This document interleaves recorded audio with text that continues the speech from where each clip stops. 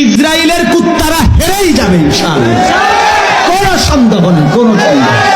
ফিলিস্তিনের মুসলমান জিতবেই জিতবে ইনশাআল্লাহ, কোন সন্দেহ। মজলুমের তাজা রক্তে ইমানের গাছ উঠবে ইনশাআল্লাহ, কোন সন্দেহ। মুসলমান জিতবে ইনশাআল্লাহ, মুসলমানই জিতবে। সর্বযুগে মুসলমানদের সাথে কোন যুগে সম্মুখ যুদ্ধ, সরাসরি যুদ্ধ করে এই 1450 বছরের ইতিহাসে পৃথিবীর কোন কাফের জাতি মুসলমানদের সাথে টিকে নেই, হেরে যেতে হয়েছে শেষ পর্যন্ত। কথা বলেন না কেন? ইসরায়েলের কুত্তারা হেরেই যাবে ইনশাআল্লাহ, কোন সন্দেহ নেই, কোন সন্দেহ। ফিলিস্তিনের মুসলমান জিতবেই জিতবে ইনশাআল্লাহ, কোন সন্দেহ। মজলুমের তাজা রক্তে ইমানের গাছ উঠবে ইনশাআল্লাহ, কোন সন্দেহ। মুসলমান জিতবে ইনশাআল্লাহ, মুসলমানই জিতবে।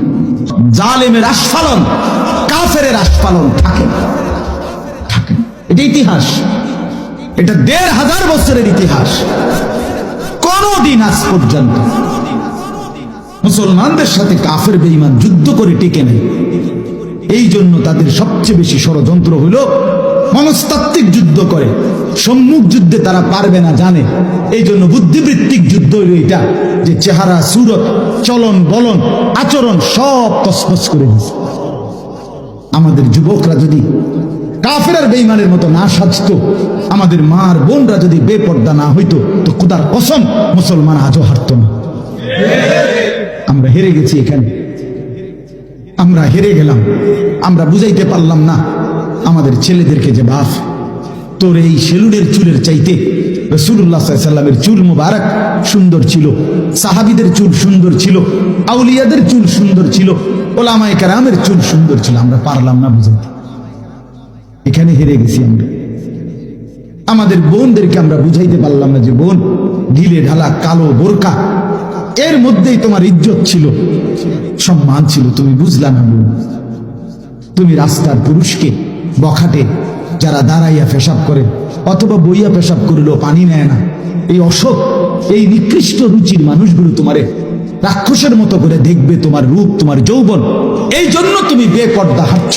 আহা বোন, তুমি নিজের ইজ্জত চিহ্ন, সতীত্ব চিহ্ন, সম্ভ্রম চিহ্ন, আত্মসম্মান বুঝলাম, আত্মমর্যাদা চিহ্ন। আমরা হেরে গেছি, হাইরা গেছি আমরা। নাহলে মুসলমান হারার কথা ছিল না। আমাদেরকে দুশ্মন যুদ্ধে হারাইতে পারবেন। দুশ্মন এই জন্য আমাদেরকে সাংস্কৃতিক ভাবে, বুদ্ধিবৃত্তিক ভাবে আমাদের চেহারা, সুরত, আপাদ মস্তক বদলায় ফেলছে। নাহলে আমাদের মুসলমান দাড়ি কাটবে কেন? নাই তো আমাদের মুসলমানের যুবক কাফেরদের মতো চুল রাখবে কেন? সেলুনের যে চতুর্দিকে লাগানো থাকে চুলের, এগুলো নেককারদের চুল, এগুলো আউলিয়াদের চুল। তাহলে আমার সন্তান বুঝবে না কেন? আমার ছেলেরা বুঝবে না কেন? বলে আমরা এখানে হেরে গেছি। আল্লাহ আমাদেরকে বুঝ দান করে। এই জন্য একজনই বুঝেন, একজনই বুঝেন, দুইজনেই বুঝেন। আমরা আপনাদের পরিবর্তনের কাঙ্গাল। ঘর সাজান, ছেলেকে চোখের পানি ফেলে বুঝান, বাপ সেজদা দাও, সেজদা দাও।